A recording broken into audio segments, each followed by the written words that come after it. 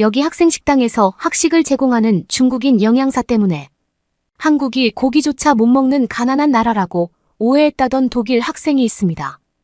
그러나 그녀는 교환학생으로 베를린 대학교를 온 한국인 학생이 영양사로 고용되고 난 후 처음 먹어본 학식에 엄청난 충격을 받고 학교를 자퇴하고 말았다고 하는데요. 그렇다면 이 독일 학생 식당에서는 대체 무슨 일이 있었던 것일까요?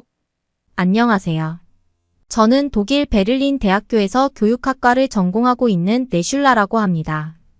베를린 대학교 기숙사에서 지내고 있는 저는 매번 점심시간이 될 때면 대학교 기숙사의 학생 식당을 자주 이용했었는데 얼마 전 중국인 영양사가 오고 난 뒤로는 단 한 번도 이용하지 않았는데요.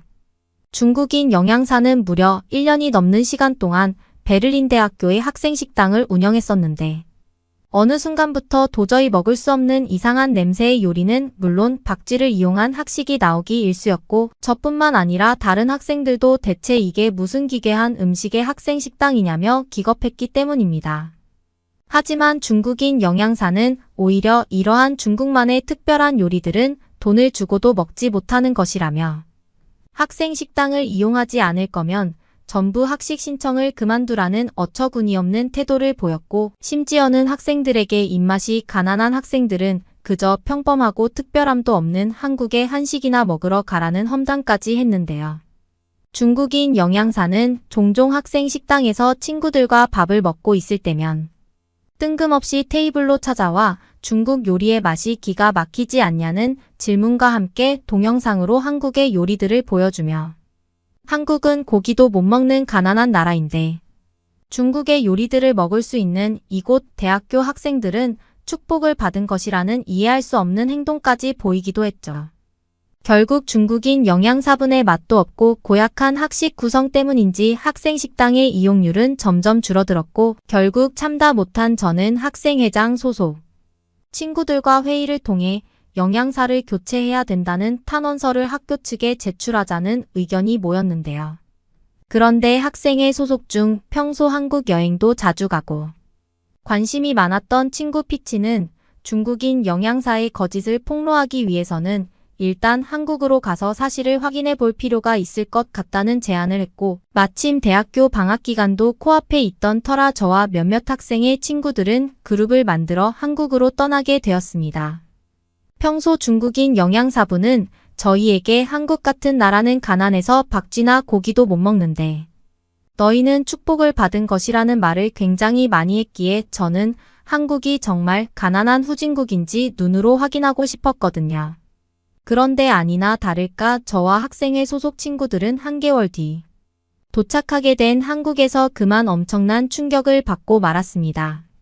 한국의 인천공항 통로에는 이미 수많은 레스토랑, 야외 식당들이 운영되고 있던 것은 물론 대부분의 한국인 손님들은 저희는 비싸서 먹어보지도 못한 스테이크나 고기 요리를 평범한 듯 먹고 있었기 때문인데요.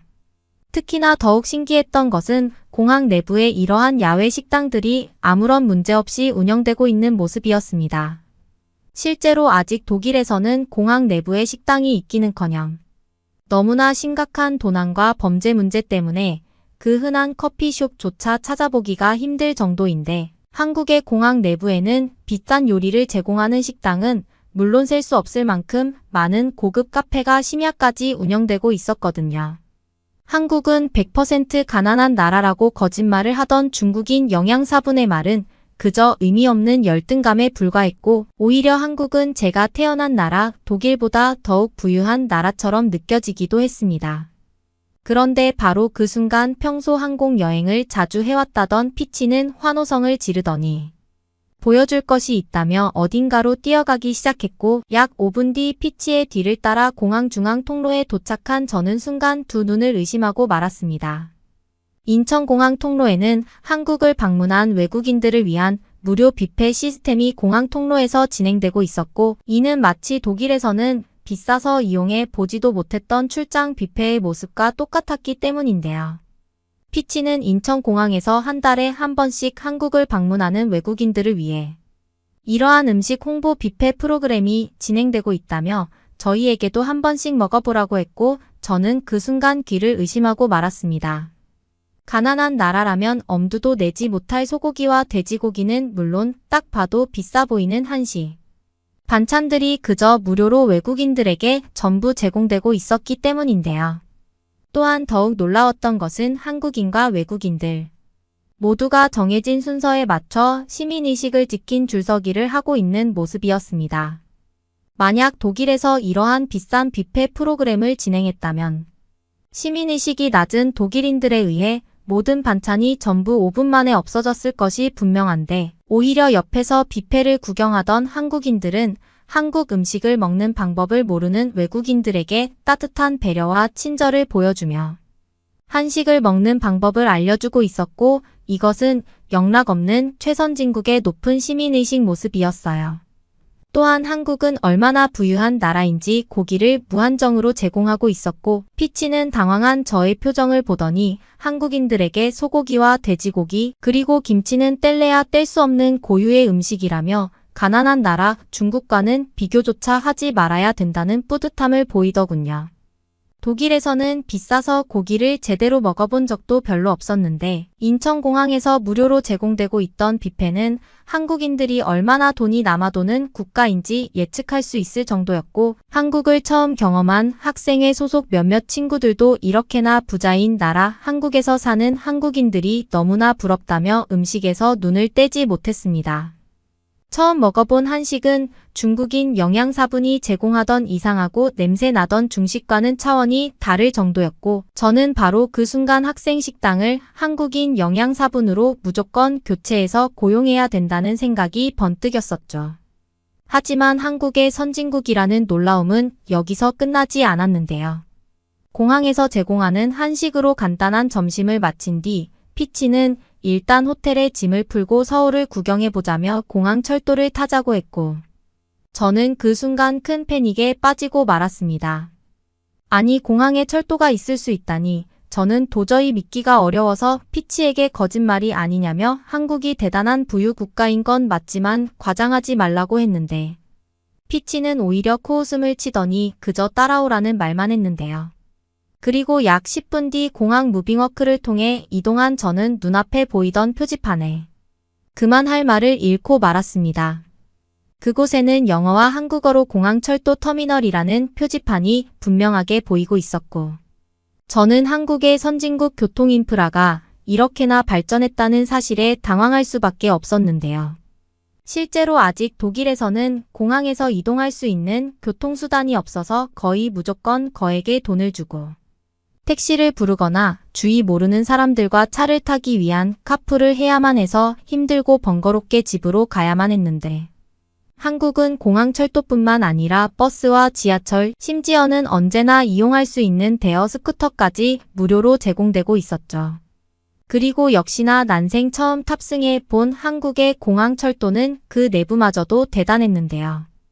탑승할 때마다 좌석에서 빈대가 나오고 아무런 에어컨과 전기 콘센트도 없던 독일의 열차와 달리 한국의 공항 열차는 좌석마다 노트북을 이용할 수 있는 테이블은 물론 전기 콘센트와 초고속 인터넷 와이파이까지 무료로 제공되고 있었기 때문입니다. 이러한 모든 서비스가 무료로 제공되고 있다는 사실도 놀라웠지만 더욱더 믿을 수 없었던 것은 바로 열차 내부 복도에서 쓰레기를 전혀 볼 수 없었다는 사실이었죠. 일반적으로 독일의 열차는 쓰레기통이 제공되는 곳이 거의 없어서 대부분의 독일인들은 열차 복도 바닥에 쓰레기를 임의로 버려서 마음대로 모으는 더러운 문화가 있는데 한국의 공항 열차는 내부에 쾌적한 쓰레기통은 물론 호텔보다 깨끗한 화장실까지 있어서 눈으로 보면서도 믿기가 어려웠습니다. 특히나 한국인들은 얼마나 돈이 많은 부유한 나라의 사람들인지 대부분의 승객들이 노트북을 하며 공항 열차의 여유를 즐기고 있었고 심지어 한 한국인 승객은 비싼 노트북의 도난은 전혀 신경 쓰지 않는지 노트북을 좌석 테이블 위에 그대로 올려놓은 채 낮잠을 자는 모습까지 볼 수 있더군요. 이미 한국인들의 시민의식이나 삶의 수준은 독일과 중국은 따라잡을 수도 없는 부유. 국가의 반열에 오른 지 오래였고 저는 그제서야 왜 피치가 평소 한국이 제일 살기 좋은 나라라고 노래를 불렀는지 이해가 되기 시작했습니다. 편안하게 좌석에 앉아 전기 콘센트로 휴대폰을 충전하며 와이파이를 이용하니 그저 천국이 따로 없었고 저뿐만 아니라 다른 학생의 소속 친구들도 이렇게나 살기 좋은 한국에서 대학생 생활을 한다면 너무나 좋을 것 같다며 진지하게 한국으로의 교환 학생도 생각하고 있더군요. 그렇게 저희는 편안하고 놀라운 한국의 대중교통 인프라를 이용해 안전하게 이동할 수 있었고 피치 또한 한국에 와서 신이 났는지 서울 도심에서도 알려줄 것이 너무나 많다며 호들갑들 떨기 시작했습니다. 처음 걸어보는 한국의 길거리는 다소 늦은 시간이었지만 치안에 대한 걱정이 전혀 없어서 그런 것인지 독일보다 훨씬 다니기에 편리했고 그렇게 저와 학생의 소속 친구들은 피치의 뒤를 따라 숙소로 향했는데요. 그런데 바로 그 순간 한국에서의 행복도 잠시 저희에게는 악몽 같은 일이 벌어지고 말았습니다. 숙소까지는 도착하기에 30분 정도의 시간이 남은 시간 갑자기 하늘에서는 태풍 같은 폭우가 쏟아져 내리기 시작했고 저희는 급작스럽게 내리는 엄청난 양의 폭우에 신발까지 전부 젖어버려 더는 걸어가는 것이 불가능한 날씨 사고가 발생하고 말았기 때문이죠. 다행스럽게도 방수 가방에 여분의 옷을 넣어 놓았기에 갈아입을 수 있는 옷은 가지고 있었으나 문제는 머리부터 발끝까지 전부 젖어버려 몇몇 친구들에게는 감기 증상까지 나타나기 시작했기 때문입니다. 그런데 바로 그때 피치는 휴대폰으로 무언가를 검색하더니 자신에게 해결 방법이 있다며 옆에 있던 주차장 건물로 향하기 시작. 저는 피치가 완전히 미쳐버렸나 싶어서 주차장으로 가야 할 시간에 빨리 숙소로 걸어가자고 화를 낼 수밖에 없었는데요. 하지만 피치는 자신을 믿어보라는 말을 하고는 주차장 건물 지하 내부로 들어갔고 결국 저와 학생의 소속 친구들은 어쩔 수 없이 따라갈 수밖에 없었습니다. 그런데 피치의 뒤를 따라 지하 주차장 건물에 도착한 저는 경악을 금치 못하고 말았는데요. 그곳에는 마치 스파시설과 같은 깨끗한 샤워시설이 상당한 규모로 설치되어 있었고 이미 많은 한국인들이 따뜻한 온수로 샤워를 하며 머리를 말리고 있었기 때문입니다. 상식적으로 주차장 건물에 샤워시설이 있다니 저는 도저히 믿을 수 없는 영화 같은 장면에 피치에게 이곳은 뭐냐고 물어보았고 돌아온 피치의 대답은 꽤나 충격적이었죠. 알고 봤더니 한국에서는 자전거로 출퇴근하는 사람들을 위해 이러한 간이 샤워시설이 공용주차장 곳곳에 설치되어 저렴한 비용으로 운영되고 있던 것이었고 특히나 따뜻한 온수까지 사용할 수 있는 샤워시설의 모습은 저에게는 기적에 가까웠습니다. 심지어 저희와 같은 급작스러운 폭우 피해의 사람들을 위한 것인지 샤워시설 바로 옆에는 옷을 급속 건조시킬 수 있는 건조기마저 무료로 제공되고 있었고 저는 그 순간 한국인들의 똑똑함과 말도 안 되는 편리한 인프라에 그만 체념하고 말았죠. 한국은 감히 중국이나 독일이 넘볼 수도 없는 도시 인프라 시설들이 그저 평범하게 운영되고 있던 것이었고 실제로 경험한 한국의 주차장 샤워시설에서 샤워기에 물을 트는 순간 두 번째 기적이 일어났습니다. 바로 샤워기에서 나오는 물에서 아무런 석회나 불순물이 전혀 보이지 않았기 때문인데요. 일반적으로 독일에서는 최근 석회뿐만 아니라 불순물이 수돗물에 섞여 나오는 문제가 너무 심각해서 아이가 있는 가정집에서는 물을 따로 받아 끓인 다음 식혀서 목욕물로 사용해야 할 정도인데 어째서인지 한국의 주차장 샤워시설은 물을 틀자마자 나오는 물에서도 아무런 불순물을 볼 수 없었기 때문입니다. 말 그대로 너무나 투명하고 맑은 물이 샤워기를 통해 그대로 나오고 있었고 저뿐만 아니라 다른 학생의 동료들도 이러한 기적을 눈으로 마주한 것인지 바로 옆에 샤워부스에서는 말도 안 된다는 환호성이 들려오고 있었죠.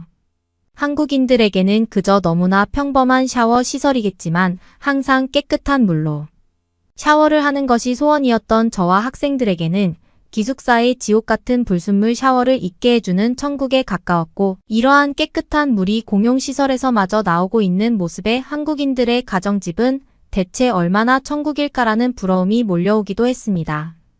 심지어 독일의 가정집에서는 거의 설치되어 있지 않은 호스, 샤워기까지 설치되어 있어서 너무나 편리하게 샤워를 할 수 있었고 샤워장 바닥에서 따뜻한 온돌 난방까지 느껴지는 발의 감촉은 정말 한국으로 이민이 오고 싶을 정도였어요. 약 30분 만의 시간으로 샤워부터 옷의 건조, 심지어는 신발 건조까지 전부 완료할 수 있었던 점은 이러한 시설이 운영되고 있는 한국에 너무나 감사한 마음이 들었고, 비에 젖어 추위에 덜덜 떨던 다른 친구들도 한국에 주차장 샤워 시설이 없었다면 아마 100% 감기에 걸렸을 것이라며 상쾌한 표정을 보이더군요. 그러나 알고 봤더니 한국에서는 단순한 샤워 시설뿐만 아니라 각종 생활에 도움을 주는 편의시설들이 도심 이곳저곳에 설치되어 운영되고 있었고, 그 중에서도 공원 내부에서 책을 빌려주는 도서관이 운영되고 있다는 사실은 피치에게 들으면서도 믿을 수가 없었습니다. 현재까지도 독일에서는 공원이 꽤 운영되고 있기는 하지만 제대로 관리가 되고 있지 않아 늦은 오후 시간이 되면 쥐들이 공원을 뒤덮어버려서 편안한 휴식이 불가능할 정도인데, 한국은 얼마나 돈이 많고 쾌적한 관리가 잘 이루어지고 있는 것인지. 공원 내부의 벤치에 앉아 편안하게 무료로 제공되는 책을 읽으며 여유를 즐길 수 있었거든요. 실제로 한강공원 근처에서 여유를 즐기고 있는 한국인들의 모습은 영락없는 최선진국 부자 나라 사람들의 모습이, 저는 이러한 모든 모습을 사진으로 찍어 한국을 전혀 모르던 친구들에게 전송해 주기도 했습니다. 그 후 한국에서 약 일주일 동안 방학 시간을 보낸 저와 학생회 소속 친구들은 여행 마지막 날 저희가 경험했었던 인천공항 한식 뷔페의 동영상을 편집해 독일 대학교 학생운영관리위원회에 전송했고, 얼마 지나지 않아 한국인 영양사로 학생식당 운영관리를 교체하겠다는 통쾌한 답변을 전달받을 수 있었습니다. 그리고 모든 여행이 끝나고 저희가 독일의 학생식당으로 돌아왔을 때 한국에 대한 거짓 소문을 퍼뜨리던 중국인 영양사는 사라진 지 오래였고, 저희에게 익숙한 한식의 모습은 물론 정말 오랜만에 학생식당 전체가 학생들로 가득 차 있는 모습을 볼 수 있었는데요. 알고 봤더니 한국인 영양사로 교체되고 난 직후 학생들에게 퍼진 저희의 한국 체험기 때문인지 학생식당에는 끝도 없이 학생들이 밀려들어왔고, 맛과 영양, 그리고 보기도 좋은 한식의 힘이 합쳐지며 저희 기숙사 학생식당은 다시 활기를 되찾았던 것이었죠. 독일에서도 맛있는 한식을 먹고 있는 지금 저는 아마도 세상에서 제일 행복한 대학교의 학생이 아닐까 싶습니다. 그러면 다음 사연을 들려드리겠습니다. 미친 거 아니야. 제발 정신 좀 차려. 어떤 미국 여학생이 친구에게 절규하고 있는데요. 대체 무슨 일일까요? 안녕하세요. 저는 미국 뉴욕에 살고 있는 여대생 제시카라고 합니다. 오늘 제가 사연을 보낸 이유는 제 친구 루나와 관련된 이야기를 하기 위해서예요. 저와 루나는 둘도 없는 정말 친한 친구랍니다. 어렸을 때부터 함께 지내온 사이라 부모님도 모두 알 정도로 가까운 사이예요. 제 친구 루나는 공부도 정말 잘해서 명문대라 불리는 학교에도 입학했어요. 저희는 학교 끝나고도 늘 함께 붙어 있는 사이였어요. 그러던 어느 날 루나가 한국으로 교환학생을 신청했고 무려 1년 동안이나 떨어져 있게 되었어요. 루나는 교육학을 전공하는 학생인데 평소 한국의 교육열과 교육 문화에 무척 관심이 많았답니다. 저는 사실 한국이라고 하면 BTS밖에 몰랐기 때문에 일본도 아니고 굳이 한국에서 1년이나 교환학생을 해야 하나 하고 생각했어요. 그렇지만 루나가 한국 교환학생을 얼마나 원했는지 알고 있었기 때문에 제 일처럼 축하해 주었습니다. 루나가 한국에 있는 동안 연락을 하는 게 무척 어려웠어요. 간혹 SNS로 메시지를 주고받는 게 전부였습니다. 가끔 전화 통화를 하기도 했지만 제가 학교 끝나고 5시가 되면 루나는 새벽 1시라 길게 연락하는 게 어려웠어요. 처음에는 이제 막 20살을 넘긴 제 친구 루나가 외딴 나라에서 혼자 잘 지낼 수 있으려나 무척 걱정하는 마음이 들었어요. 그렇지만 루나가 한국에서 생활하는 사진을 보여줄 때면 정말 행복해 보였고 한국이 정말 좋은 곳이라며 저도 꼭 와봐야 한다며 귀에 못이 박히도록 칭찬을 늘어놓았어요. 사실 저는 한국에 크게 관심이 없었기 때문에 적당히 맞춰주면서 그래도 타국에 가서 씩씩하게 생활하는 친구가 대단하고 적응을 잘해서 다행이라고 생각했어요. 그렇게 루나가 1년간의 한국 생활을 마치고 뉴욕으로 돌아왔는데 애가 좀 이상해진 거예요. 원래 루나는 굉장히 활동적이고 수다스럽고 늘 에너지 넘치는 비타민 같은 친구였습니다. 집에 박혀있는 일이 거의 없고 늘 밖으로 돌아다니는 사교적인 친구였죠. 그런데 한국에 다녀와서는 이상하게 만나자는 저희 제안도 거절하고 늘 집에만 있으려고 하는 거예요. 초반에는 1년이나 외국에서 생활하다 와서 적응할 시간도 필요하고 가족과 함께 지내야 한다고 생각해서 이해하고 넘어갔어요. 그런데 한국 가기 전에는 늘 찰싹 붙어 있던 저와 미국에 돌아와서 한 달 가까이 잘 만나주지도 않자 점점 걱정이 되기 시작했습니다. 분명 미국에 돌아오면 저와 함께 늘 가던 카페에 가서 한국 이야기를 들려주고 저에게 줄 선물도 잔뜩 사오겠다고 약속해놓고 정작 돌아와서는 코빼기도 안 비추는 게 너무 이상하지 않나요? 혹시 내가 뭐 잘못한 게 있는 건 아닌지 혼자 마음 아이를 무척이나 했습니다. 루나는 제게 너무 소중한 친구였거든요. 그러다 도저히 안 되겠어서 직접 찾아가기로 마음먹고 루나의 집으로 찾아갔어요. 직접 만나봤더니 정말 충격이었습니다. 루나 어머니는 루나가 우울증에 걸린 것 같다며 한국으로 계속 돌아가고 싶어 한다고 했어요. 엄마에게도 자세한 얘기는 하지 않고 집에서도 늘 풀이 죽어 지내서 걱정이었다며 친구인 제가 잘 얘기해 봐달라고 부탁하시더라고요. 루나는 루나 어머니랑 친구같이 지내고 늘 제잘제잘 말도 잘하는 친구였는데 그런 애가 쏙 얘기도 잘 안 하고 있다니 어머니 입장에서는 무척 걱정이 될 만도 했어요. 저라도 꼭 루나에게 무슨 일이 있는지 들어보고 얘를 다시 원래의 긍정적인 친구로 돌리기 위해 최선을 다해야겠다. 마음을 단단히 먹고 루나를 만나러 갔습니다. 루나, 나 제시카야. 그동안 나를 만나주지 않아서 내가 얼마나 걱정했는지 알아? 도대체 무슨 일이 있었길래 연락도 잘 안 되는 거야. 그러자 루나가 자기 소개기를 하기 시작했어요. 자기는 1년 동안 한국에서 살았던 기억이 너무 좋고 계속 거기서 살아야겠다는 생각이 드는데 가족과 친구 모두 놔두고 무작정 가려고 하니 걱정이 되기도 하고 마음이 싱숭생숭해서 하루 종일 그 고민만 하고 있었다고 하더라고요. 그래서 아니 1년밖에 안 살아보고 무슨 이민을 갈 생각을 하고 있는 게 이해가 잘 안 가는 거예요. 이미 루나는 한국으로 가야겠다고 단단히 마음을 먹은 것 같았어요.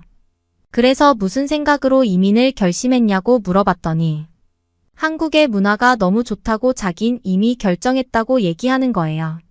한국 문화는 BTS밖에 모르고 지금도 휴전 중이라고 알고 있는 나라인데 그 위험한 나라에 가겠다니 이게 무슨 뚱딴지 같은 말인지 의아했어요. 그런데 이어지는 루나의 이야기는 믿기 힘들었어요. 루나가 한국에서 1년 동안 지내면서 함께 지낸 사람들과 가족같이 따뜻한 분위기로 지냈고 그 정을 잊지 못해서 꼭 한국으로 돌아가서 함께 지내고 싶다는 거예요. 아니 고작 1년 지낸 사람들과 가족 같은 사이가 된다는 걸 저는 믿지 못했어요. 미국은 개인주의가 매우 심한 나라예요. 서로의 사생활을 철저하게 지키고 절대 개인적인 질문은 함부로 하지 않아요. 저와 루나는 아주 어렸을 때부터 친하게 지냈기 때문에 속 얘기도 쉽게 털어놓을 수 있지만 미국에서는 다른 사람들과 그런 관계를 맺는 건 정말 어렵거든요.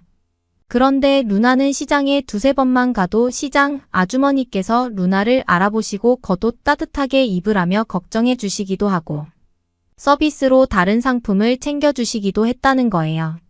미국에서는 애초에 다른 사람이 옷을 어떻게 입고 다니든 전혀 신경 쓰지 않을 뿐더러 더 말도 안 되는 건 공짜로 절대 상품을 주지 않아요. 무조건 자기가 산 만큼은 그만큼의 결제를 해야 하는데 장사하시는 분이 그렇게 한다는 게 믿기지 않더라고요. 그리고 제가 더 믿을 수 없었던 건 한국의 어머니들이에요. 루나가 교환학생을 하면서 기숙사 생활을 했었는데 그 기숙사 친구 어머니들이 루나의 반찬까지 챙겨줬다고 해요. 루나가 미국에서 와서 한국의 자극적인 음식을 잘 못 먹을 수도 있겠다고. 한국 음식 중에서도 불고기나 덜 맵게 만든 떡볶이 같은 반찬을 함께 먹으라고 싸줬대요. 어떻게 자기 자식만 챙기는 게 아니라 다른 친구들까지 챙겨줄 수가 있죠. 혹시 루나가 지낸 곳만 그런 게 아닐까 물어보니 루나와 함께 교환학생을 왔던 다른 친구들도 하나같이 한국 사람들의 친절함을 칭찬했다고 해요. 루나가 들었던 사례 중 일부를 말해보자면 작게는 고향에 직접 외국인 친구를 데려가 한국의 시골 생활을 알려준 친구부터 시작해서 아플 때 병원에서 의사, 간호사 선생님들까지 하나같이 친절하게 대해줬던 일까지 다양했어요. 사실 저는 루나의 말만 듣고서는 이런 건 소설이나 드라마 속에서만 가능한 게 아닐까 생각이 들었습니다. 어떻게 다른 사람에게 대가 없이 친절하게 대할 수 있는지 믿을 수 없었어요. 한국의 이런 정문화 말고도 루나가 결정적으로 이민을 가야겠다고 결심한 이유는 한국의 교육 문화 때문이래요.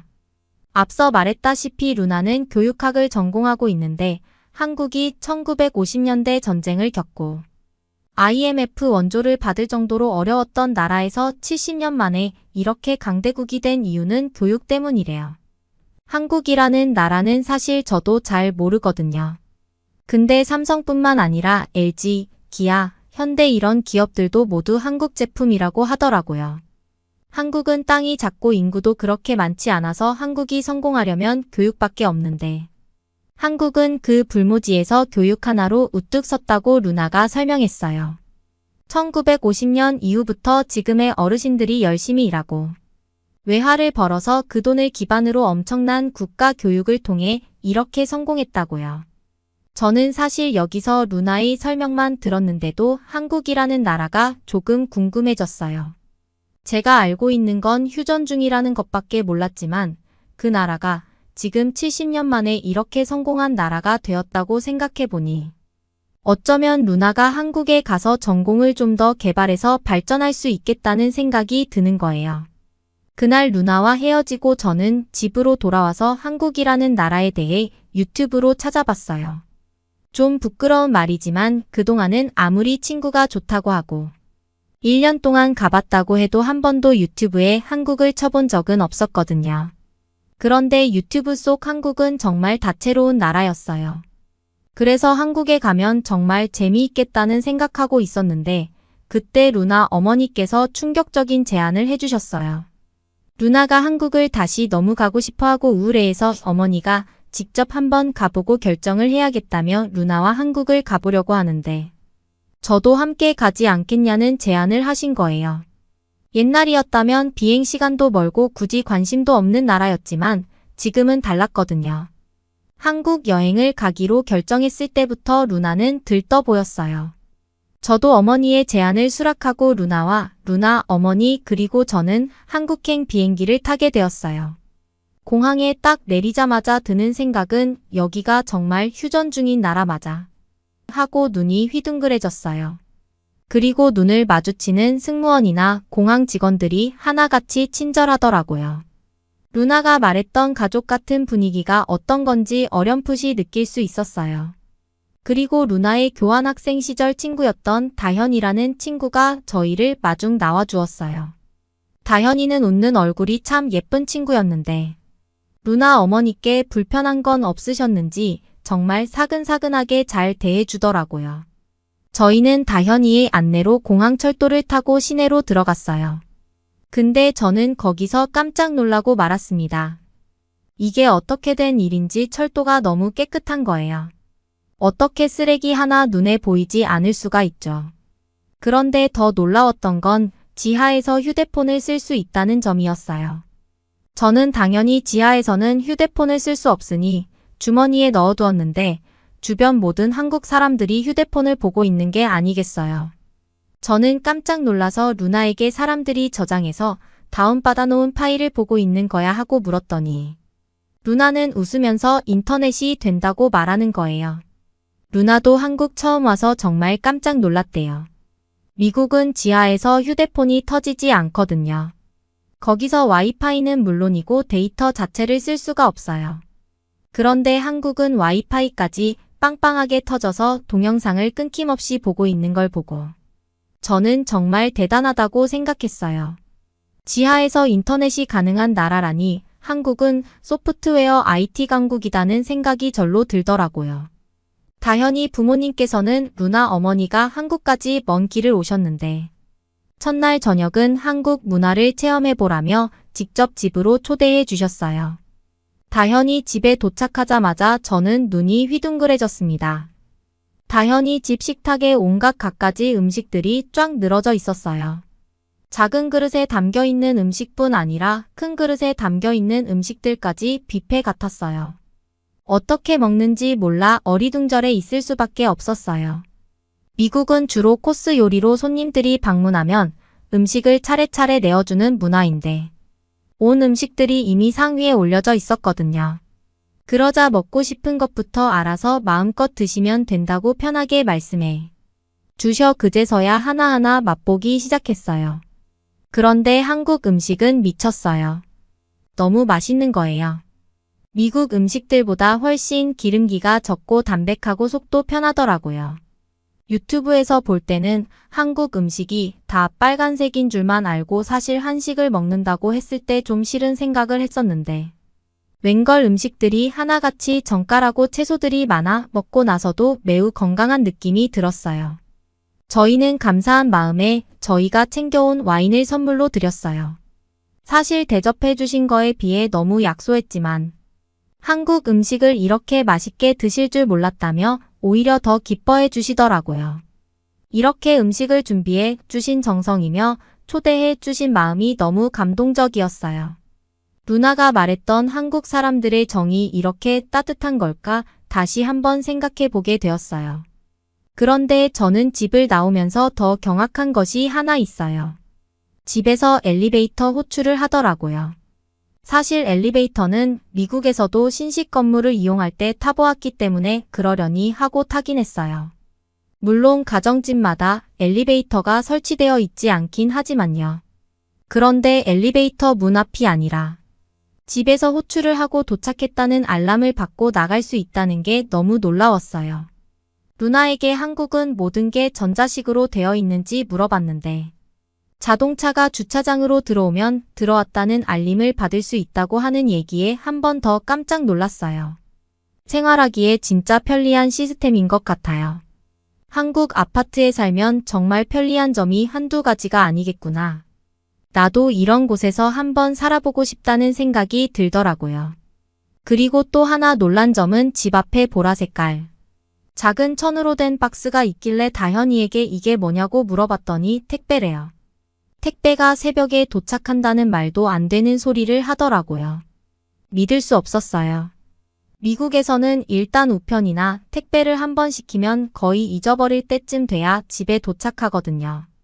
그런데 여기는 전날 시키면 다음날 아침에 도착하는 배송 시스템이 갖춰져 있어서 필요한 일이 있을 때마다 바로바로 시키면 된다고 해요. 그게 너무 부러운 거 있죠. 저는 덜렁이에 깜빡깜빡하는 스타일이라 준비성이 없어서 늘 필요한 물건을 제때 준비하지 못했는데 저를 잘 아는 누나가 제시카 너 같은 사람은 여기 살면 바로바로 택배시키고 너무 편할 것 같다고 말하며 웃었어요. 호텔로 돌아와서 루나 어머니께서는 오늘이 첫날이지만 한국이 너무 좋은 곳인 것 같다고 말씀하셨어요. 루나 어머니께서는 젊었을 때 기자로 세계 곳곳을 많이 다니셨던 분이시거든요. 그래서 꽤 많은 나라를 가보셨는데 그 나라들과 비교를 해보니 한국이 치안이 잘 되어 있다고 한눈에 알아보셨어요. 딸 가진 엄마 입장에서는 딸이 자기 조국 미국을 떠나 같은 유럽도 아니고 멀리 한국까지 간다는 게 정말 걱정되는 일이잖아요. 그런데 와보시니 안전만큼은 걱정할 필요가 없다고 느끼셨대. 우선 저희가 호텔로 돌아오는 시간이 꽤 늦은 시간이었는데도 온 거리에 불이 다 켜져 있고 CCTV가 곳곳에 설치되어 있어 매우 안전한 것 같다고 하셨어요. 사실 이렇게 늦은 밤에 돌아다닐 수 있는 건 기적이에요.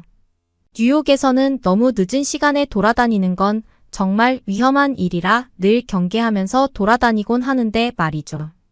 대낮에도 소매치기나 강도를 조심해야 하는데 이 늦은 밤에도 마음 편히 돌아다닐 수 있다니 너무 좋더라고요.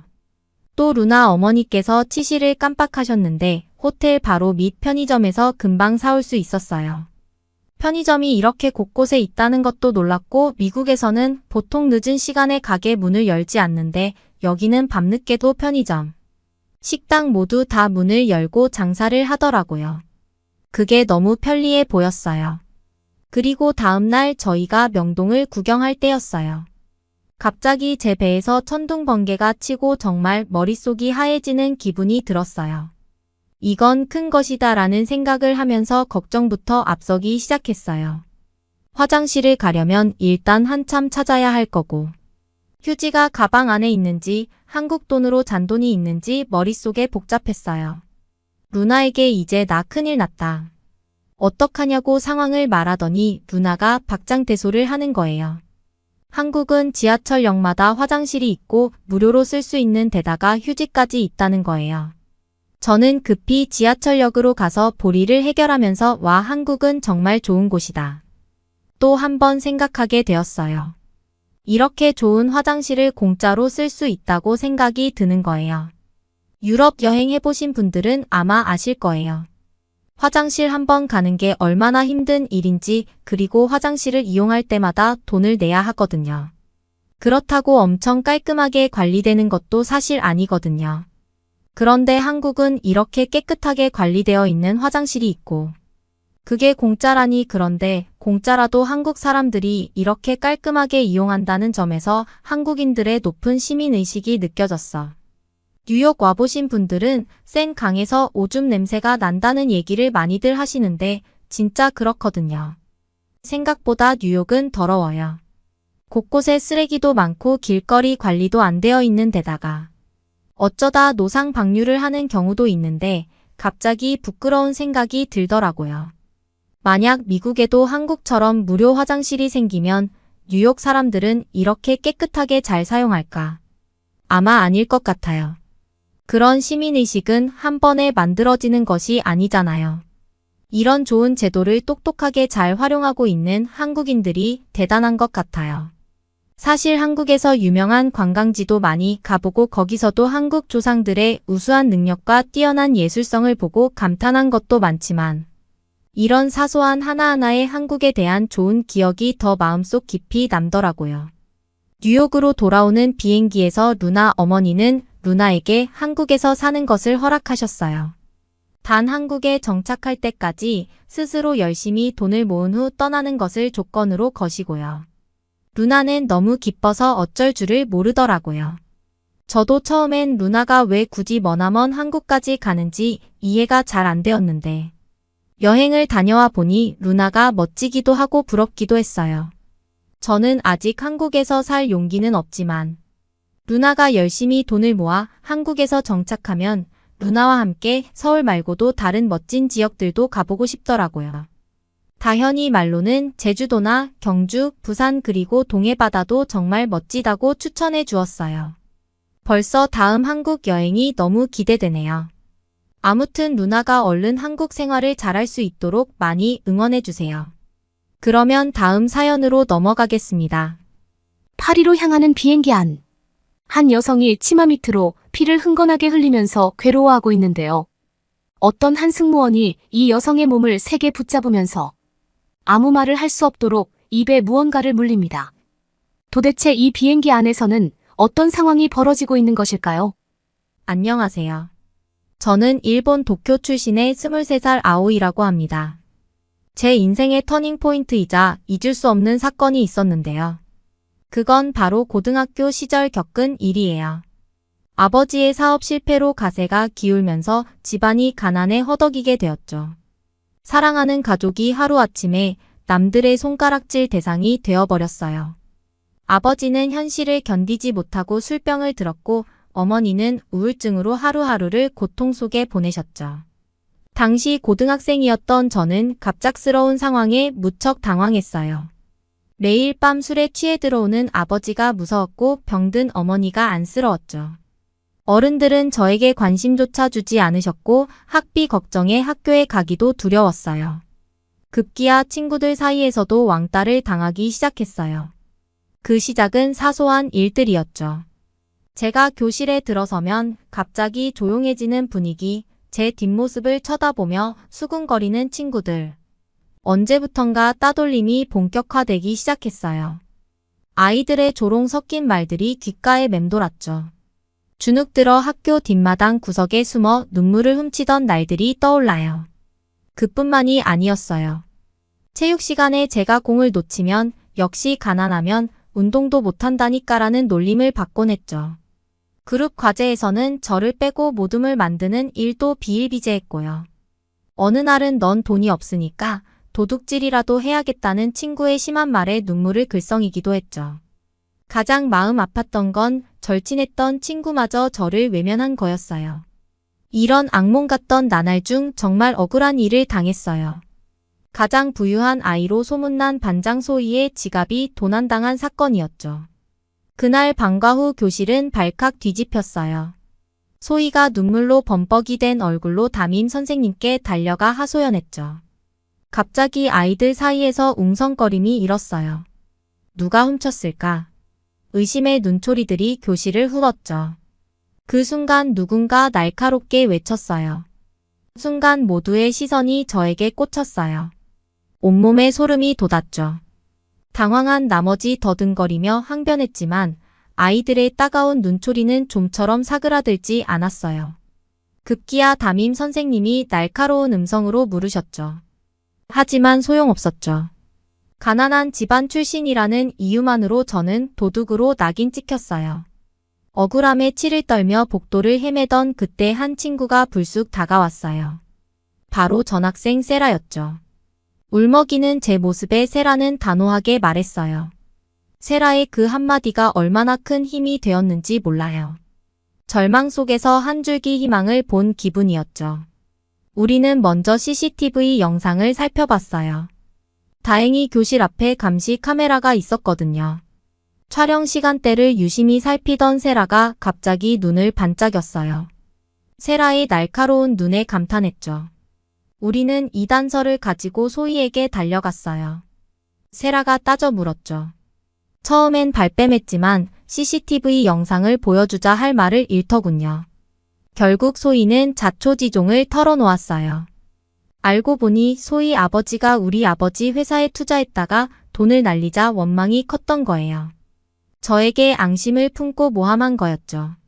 담임 선생님께 CCTV 증거를 보여드리자 깜짝 놀라시더라고요.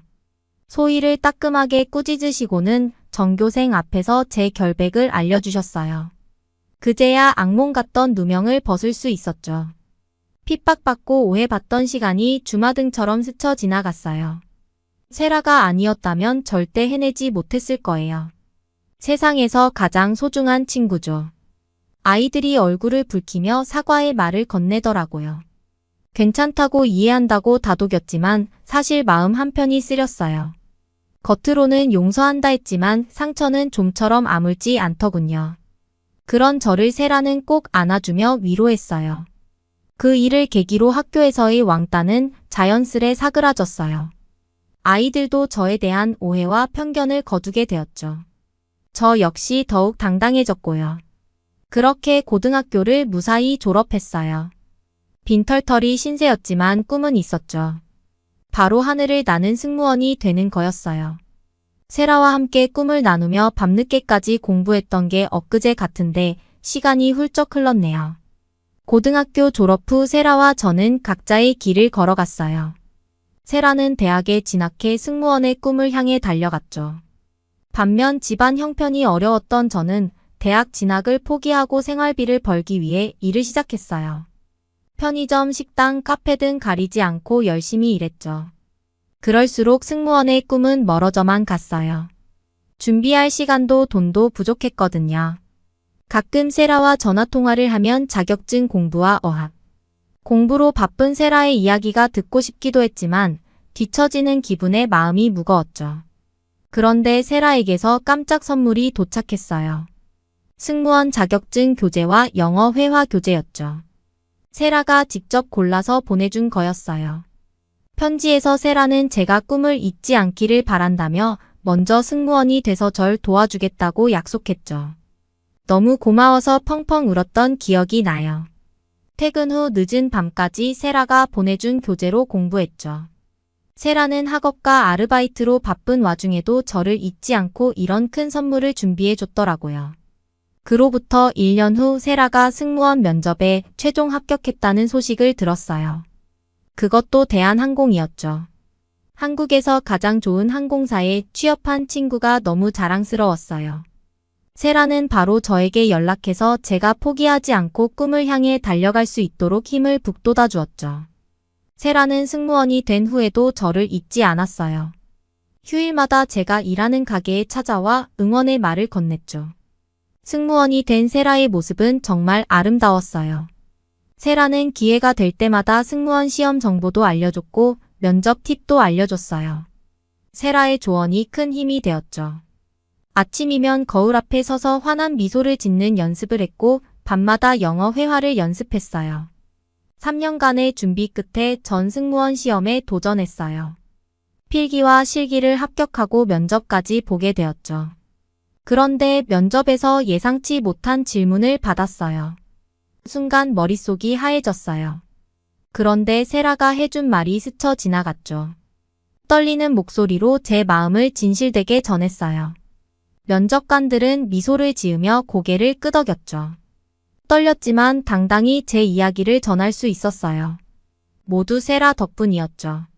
그리고 기적 같은 소식을 들었어요. 전 대한항공의 승무원으로 최종 합격한 거예요.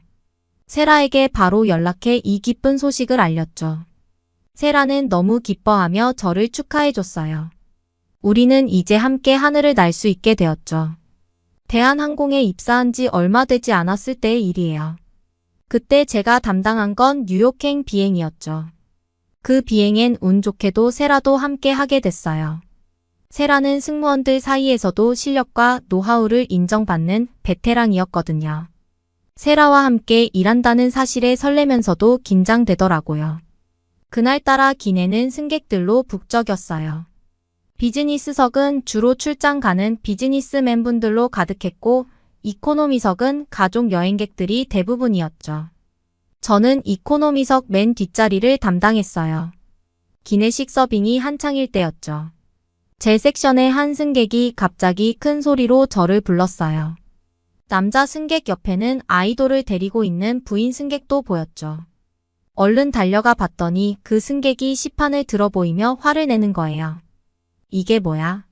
내가 주문한 건 베지테리언 식사였어. 근데 왜 내 식판에 닭고기가 있는 거지? 당신 제대로 확인은 한 거야? 순간 머리가 하얘졌어요. 분명 특별식 주문 내역을 꼼꼼히 챙겼는데 실수가 있었나 봐요. 승객의 눈빛은 매섭게 저를 향하고 있었고 손가락질을 하면서 저의 이마를 밀치고 있었어요. 그 앞에서 저도 모르게 눈물이 핑 돌더라고요. 울지 말자라고 계속 속으로 생각하는데 계속 소리를 지르는 승객 앞에서 무너져 내릴 것 같았습니다. 그때 세라가 달려와 상황을 파악하고는 재빨리 승객에게 사과를 건넸어요. 그리고선 저에게 단호하게 식사를 가져오라 지시했어요. 저는 재빨리 갤리를 뒤져 식사를 찾아 들고 왔어요. 세라는 직접 그 식사를 승객께 전달하며 친절히 설명해 주었습니다. 승객의 표정이 조금씩 누그러지더라고요. 사건이 일단락된 후 승무원들의 쉼터에서 세라가 절 불러 조언을 해주었습니다. 화가 난 승객 앞에서 당황하기보단 공감의 자세가 우선이라고요. 승객의 입장에서 생각해보고 불편한 마음을 이해한다는 듯이 들어주라고 하더라고요. 그리고 아까 단호하게 말한 부분 때문에 상처를 받았다면 미안하다고도 사과하더라고요. 화가 난 승객 앞에서 제 편을 들어주면 상황이 더 심각해질 걸 미리 예측하여 세라는 더 단호하게 저한테 지시를 내렸었던 것이었습니다. 진정성 있는 세라의 말은 그 어떤 말보다 가슴에 와닿았어요. 그래서 세라의 노하우를 실천에 옮기기로 마음먹었죠. 까다로운 승객일수록 한 번 더 웃어주고 한 번 더 물어봐 주기로 했습니다. 그러자 놀랍게도 불편함을 느낀 승객들의 표정이 조금씩 밝아지는 걸 느낄 수 있었어요. 그렇게 하루하루 세라에게 배우고 성장해가던 어느 날 파리행 장거리 비행에서 일이 있었죠. 한창 승객들이 취침에 들어갈 쯤이었어요. 그때 객실을 가로지르는 방송이 울렸죠. 의사 선생님이 계시다면 22좌석으로 와주시기 바랍니다. 임산부 승객분이 도움을 필요로 하십니다. 제발 의사 선생님이 계시다면 와주시기를 간곡히 부탁드립니다. 임산부 승객분이 도움을 필요로 한다는 내용이었어요. 그 말을 듣는 순간 제 심장이 철렁 내려앉는 것 같았어요. 임산부 승객 좌석으로 달려가 봤죠.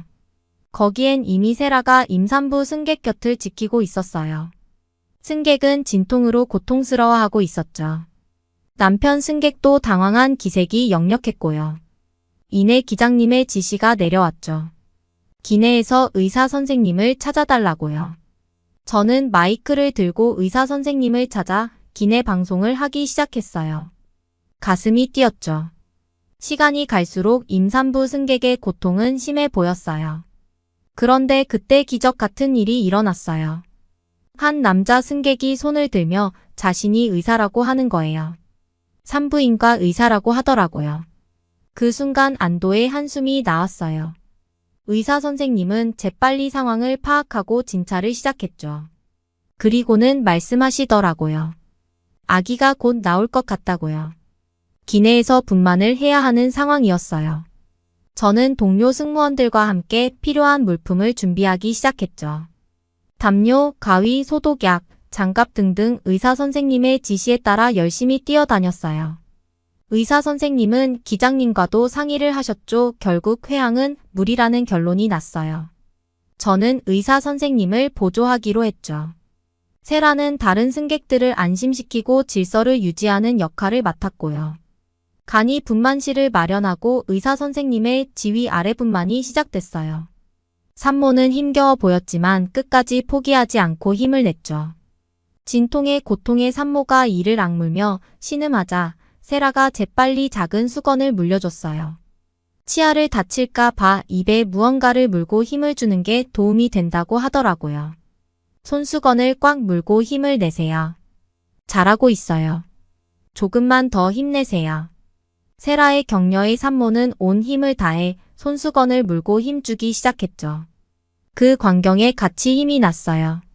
저는 의사 선생님 옆에서 땀을 뻘뻘 흘리며 필요한 것들을 건네드렸어요.